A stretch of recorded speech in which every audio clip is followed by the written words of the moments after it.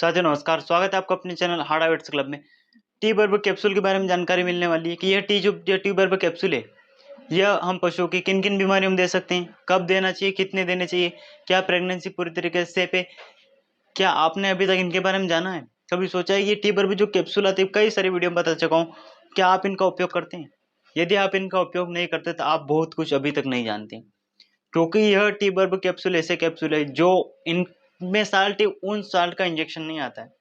जैसे anti fungal को injection नहीं आता है, लेकिन इनमें वो गुणवत्ता है, इनमें वो क्रिया है जो पशु के शरीर में जाकर बड़ी से बड़ी बीमारी को खात्मा करता है और पशु को ठीक करता है। आपके आधे से ज़्यादा रिजल्ट तो इसीलिए बिगड़ जाते हैं, क्योंकि आपके पास वह जानकारी नहीं है, चीज़ें सब मालूम है लेकिन उसके बारे में आपको पता नहीं, बारीकी से पता नहीं, इसीलिए आपके केसेस में रिजल्ट बिगड़ जाता है। आपने जो ट्रीटमेंट किया वो पशु ठीक नहीं होता है और बाद में आपके वहाँ पर फील्ड खराब होती है। इसलिए आप हर वीडियो को बड़े ध्यान से देखें, क्योंकि जानकारी बहुत मैजिकल होने वाली है। तो वीडियो पे यदि पहली पहली बार आए, चैनल को सब्सक्राइब करें, वीडियो को लाइक करें और अपने दोस्तों के साथ ज़्यादा से ज़्यादा इस वीडियो को शेयर भी करें। साथियों, जो टी बर्ब कैप्सूल है, इन टी बर्ब कैप्सूल में कौन सा साल्ट आता है? एंटी बैक्टीरियल है, एंटी इन्फ्लामेटरी और एंटी फंगल भी है। ये 3 साल्ट मिलकर बनता है हमारा टी बर्ब कैप्सूल। बात करें ये करते क्या है, तो साथियों इनमें साल्ट से पता चल रहा है कि ये बैक्टीरिया को मारने का भी काम करता है, ये फंगल डिजीज में भी बहुत शानदार काम करता है और ये एंटी इन्फ्लामेटरी भी है, यानी घाव को सुखाने से लेकर सड़ने से बचाने के लेकर उसको ठीक करने का काम करता है। बात करके इनको हम किन किन डिजीज में दे सकते हैं, तो साथियों ज़्यादातर हम इनका उपयोग करते हैं फंगल डिजीज में, जैसे फंगल मेस्टाइटिस हो गया, ऐसे जो भी फंगल वाली डिजीज है वहां पर हमें इसका उपयोग करना पड़ता है, अन्यथा हमारा पशु ठीक नहीं होता है। जैसे मान लीजिए फंगल मेस्टाइटिस हो गया, अब फंगल मेस्टाइटिस हो गया किसी एनिमल्स को, गाय को, भैंस को, उसके थन सड़ने लग गए, थन में सड़ाव पैदा होने लग गया, थन कट कट के नीचे गिर रहे हैं या थन कट के पूरे एक नीचे गिर गया और बाकी और सड़ने लग गए, तो वहां पर आप चाहे कितना भी एंटीबायोटिक लगा दे, कितने भी अपने कोर्टिसोन इंजेक्शन लगा दे, मिनरल मिक्सर दे दीजिए, लेकिन वहां पर रिलीफ नहीं मिलेगा। वहां पर कौन काम करेगा? ये टी बर्ब कैप्सूल। इसमें क्या है, एंटी बैक्टीरियल है, एंटी इन्फ्लामेटरी और एंटी फंगल भी है। तीनों साल जब एक साथ पशु के शरीर में जाएगा तो एंटी फंगल जो फंगल मेस्टाइटिस हो रहा है उसको बहुत ही जल्दी से कवर कर देगा और उस फंगल मेस्टाइटिस को ये टी बर्ब कैप्सूल कवर कर लेते हैं। इसके साथ एक और एनिमल्स में डिजीज होती है जिसका नाम है डेंगनाला डिजीज, कि पशु की पूंछ सूख रही है या पशु की पूंछ यूं बोले तो कि पीछे से सूख रही है और पूंछ अपने आप बाल झड़ रहे हैं और वहां से कट कट के नीचे गिर रही है या पूंछ सड़ रही है। ये बीमारी हमने देखी है कई एनिमल्स में, वहां पर कई डॉक्टर अलग अलग तरह के ट्रीटमेंट करे, अलग अलग तरह के इंजेक्शन लगाते हैं, लेकिन वहां पर रिलीफ नहीं मिलता है। तो साथियों, यदि वहां पर आप इन कैप्सूल का प्रयोग करेंगे तो आप उस डिजीज को तुरंत उसके सफाया कर देंगे और डिजीज एकदम से खत्म हो जाएगी। आपकी जो पशु की जो पूंछ सड़ रही थी या जो टूट के गिर रही थी या सूख रही थी, तो वो आपकी समस्या खत्म हो जाएगी। इसके अलावा एक और डिजीज होती है कि पशु के कान सूखने लगते हैं। ये हमें भेड़ बकरियों में ज़्यादा देखने को मिलते हैं, गोट में ज़्यादा देखने को मिलते हैं, गाय में भी हमें कभी कभी ऐसे केसेस मिलते हैं कि जिनमें गाय के जो ईयर होते हैं, जो कान होते हैं, वह सूखने लगते हैं।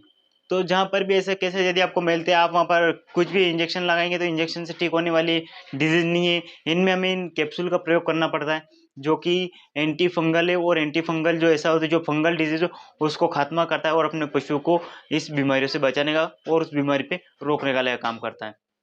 इसके अलावा एक और कंडीशन बनती है कि मान लीजिए आपके पशु के शरीर पर कहीं भी जो बड़ा घाव हो गया है, वो बार बार सड़ता ही जा रहा है, आपने कुछ भी दे दिया लेकिन वह घाव ठीक नहीं हो रहा है, आपने एंटीबायोटिक लगा दिए, एनाल्जेसिक इंजेक्शन लगा दिए, कुछ पाउडर फॉर्म की और लगा दी, बहुत सब कुछ कर लिया, लेकिन वह घाव सही नहीं हो रहा है, वह पूरे दिन सड़ता रहता है, बार बार सड़ रहा है, एक बार इलाज किया थोड़ा सूखा लेकिन दोबारा से फिर सड़ रहा है, तो आप वहाँ पर भी इन कैप्सूल का प्रयोग कर सकते हैं। वहाँ पर भी ये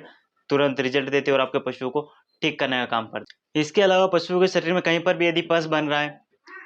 पस बोले तो कहीं गठान हो गई है, यदि उस गठान में से बार बार गठान पक रही है, फूट रही है, पक रही है, फूट रही है, ऐसी कंडीशन से यदि बन रही है एनिमल्स में, और वहाँ पर आपने बहुत सारा ट्रीटमेंट किया लेकिन वह पस वाली समस्या खत्म नहीं हो रही है, बार बार पस बन रहा है, तो आप वहाँ पर भी ये टीबर पर कैप्सूल दे सकते हैं और एनिमल्स को बड़ी डिजीज होने से आप वहाँ पर पशु को बचा सकते हैं। इसके अलावा एक और केसेस में भूल गया जिसका नाम है वाइट स्पॉट सफ़ेद दाग जिस बीमारी को हम बोलते हैं, चकत्ते हो जाते हैं कहीं पर हमारे पशु के शरीर पर, लेवटी में सफ़ेद दाग हो गए, सफ़ेद धब्बे हो गए, वाइट स्पॉट हो गए, कहीं शरीर पर यदि वाइट स्पॉट ताज़ा बन रहे, तो वहाँ पर हम इन टी बर्बक कैप्सूल का प्रयोग करते हैं। वहाँ पर जो सफ़ेद दाग वाली प्रॉब्लम है, वह टी बर्बक कैप्सूल के बिना तो ठीक ही नहीं होती, वहाँ पर हमें देना ज़रूरी। वहाँ बात करें प्रेगनेंसी की, कि क्या हम इनको प्रेग्नेंट एनिमल में, प्रेग्नेंट गोट में और प्रेग्नेंट काऊ में, प्रेग्नेंट बफेलो में क्या हम इन कैप्सूल्स का प्रयोग कर सकते हैं? तो इसका मतलब ये है कि इसका हम प्रेगनेंसी में दे सकते हैं। आपकी चाहे गाय हो, चाहे भैंस हो या कोई बकरी हो, उसको आप चाहे प्रेग्नेंट हो, चाहे बूल हो, किसी प्रकार से यदि बीमारी हो गई उसको, तो आप किसी भी स्टेज में दे सकते हैं।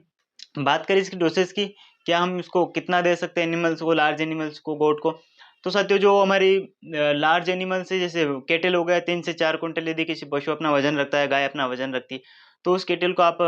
2 सुबह 2 शाम के हिसाब से कैप्सूल खिला सकते हैं। जहाँ पर ज़रूरत हो वहाँ पर हम इन कैप्सूल को 1-1 महीने तक भी खिलाना पड़ता है हमें। 1-1 महीने तक भी इन कैप्सूल को आप खिलाइए, कहीं किसी प्रकार की कोई दिक्कत नहीं है। ऐसा नहीं कि आप यदि इन कैप्सूल को केवल 2 दिन दे रहे हैं, तो ये कैप्सूल 2 दिन में काम नहीं करेंगे। यदि छोटी से छोटी डिजीज़ में दे रहे हैं, तो आपको 8 से 10 दिन तक तो ये कैप्सूल देना पड़ेंगे। यदि कोई बड़ी डिजीज़ डेगनाला वगैरह हम दे रहे हैं आप, तो इन कैप्सूल को आप 1 महीने तक दीजिए, तभी आपका पशु ठीक होगा। गोट्स की बात करें,